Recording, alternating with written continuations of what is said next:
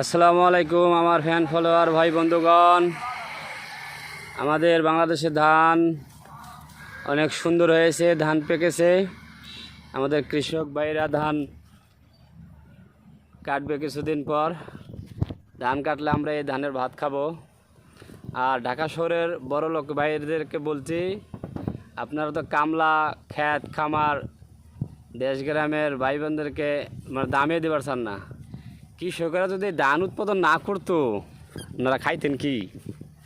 একটা জিনিস চিন্তা করে দেওয়া হচ্ছে, বাংলাদেশে ভাত ছাড়া কিছু আছে? হ্যাঁ, আপনারা তো মানে ভাত ছাড়া কিছু খাইতে যেতেন না, অথচ গরিব মানুষকে দাম দেন। আর গরিব মানুষ ছাড়া এই ধান উৎপাদন করবো কে?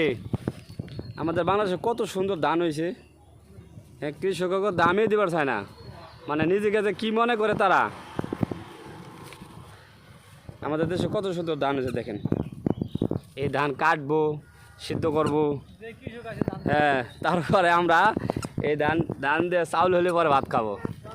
আপনারা একটু কৃষক ভাইদেরকে দাম দেওয়া শিখেন, ঠিক আছে? ঢাকা শহরের বড় লোক ভাইরা এটা দাম দেওয়া শিখেন। আসসালামু আলাইকুম, সবাইকে ধন্যবাদ। আর আমাদের এই যে দেখেন ছোট ছোট দুজন কামলা, এরা যে ধান কাটতে আইসো, এই ধান কাট প্রায় উল্টো ফিরে গেছে। দেখো দেখো কাণ্ড, দেখো ধান কাট প্রায় উল্টো ফিরে গেছে রে।